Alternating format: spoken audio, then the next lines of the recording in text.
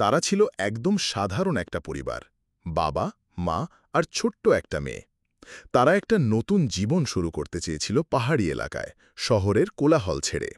কিন্তু একদিন তারা নিজেদের বাড়ি থেকে বের হলো, আর কেউই আর ফিরে এলো না। তাদের গাড়ি পাওয়া গেল বনভূমির মাঝে, দরজা খোলা, ভেতরে ফোন, টাকা, কুকুর। কিন্তু পরিবার নিখোঁজ। এটাই জ্যামিসন পরিবার উধাও হওয়ার রহস্য। ববি ও শেরিলিন জ্যামিসন একদম সাধারণ দম্পতি, সঙ্গে তাদের ৬ বছরের কন্যা ম্যাডিসন। ওকলাহোমা যুক্তরাষ্ট্রে বাস করতেন।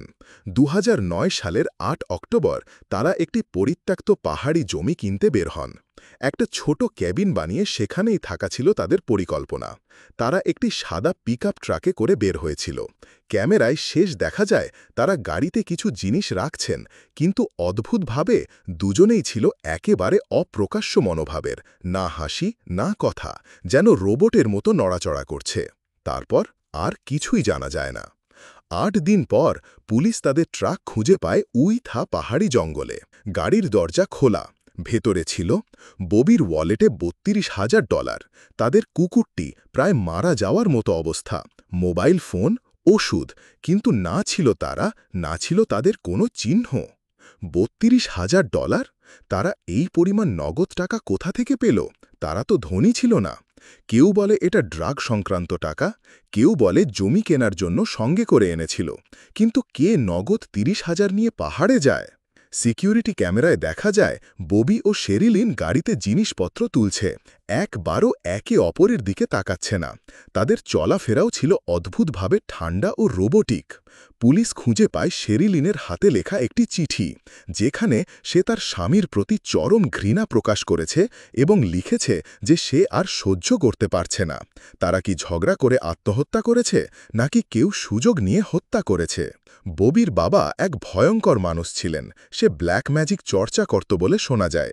শেরিলিনের এক বান্ধবী বলেছিল তারা স্পিরিটের সাথে কথা বলতো। এমনকি তাদের ঘরে একটি উইজা বোর্ড ছিল, যেটা দিয়ে আত্মার সাথে যোগাযোগ করা হয়। ২০১৩ সালে ঘটনার ৪ বছর পর ট্রাকের কাছেই একটি জঙ্গলের মাঝে কিছু হাড় পাওয়া যায়। ডিএনএ টেস্ট করে জানা যায় এগুলো ববি, শেরিলিন ও ম্যাডিসনের। কিন্তু মৃত্যুর কারণ জানা যায় না। কোনো গুলির চিহ্ন না, না ছুরির আঘাত, না কোনো আঘাতের প্রমাণ। তাদের কঙ্কালগুলো এতটাই ছড়িয়ে ছিটিয়ে ছিল যেন কেউ আলাদা করে রেখেছিল। বিভিন্ন তথ্য রয়েছে। কেউ বলে মারাত্মক পারিবারিক কলহ। ববি ও শেরিলিনের মধ্যে উত্তেজনা এতটাই বেড়েছিল যে তারা আত্মঘাতী হয়েছিল। কিন্তু ম্যাডিসনকে কেন? আবার কেউ বলে ড্রাগ ডিল গন রং, টাকা, বনজঙ্গল হঠাৎ উধাও, অনেকটা সিনেমার মতো। আবার কেউ বলে কাল্ট বা শয়তান পূজা, তাদের আচরণ, উইজা বোর্ড, ব্ল্যাক ম্যাজিক, কি কেউ তাদের বলি দিল?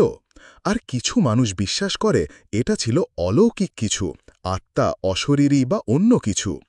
এখনও এই কেস আনসলভড, পরিবার উধাও, পরে কঙ্কাল পাওয়া গেলেও সত্যি কি ঘটেছিল তা জানা যায়নি।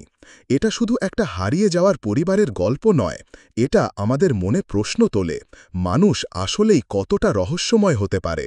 জ্যামিসন পরিবার আজ আর নেই, কিন্তু তাদের রেখে যাওয়া রহস্য হয়তো চিরকালই রয়ে যাবে, একটা অমীমাংসিত ধাঁধার মতো। আপনি কি ভাবেন, সত্যিই কি তারা আত্মহত্যা করেছিল, নাকি এর পেছনে ছিল আরও গভীর কোনো ষড়যন্ত্র? কমেন্টে জানান আপনার মতামত, আর সাবস্ক্রাইব করুন এমন আরও রহস্যময় গল্প পেতে।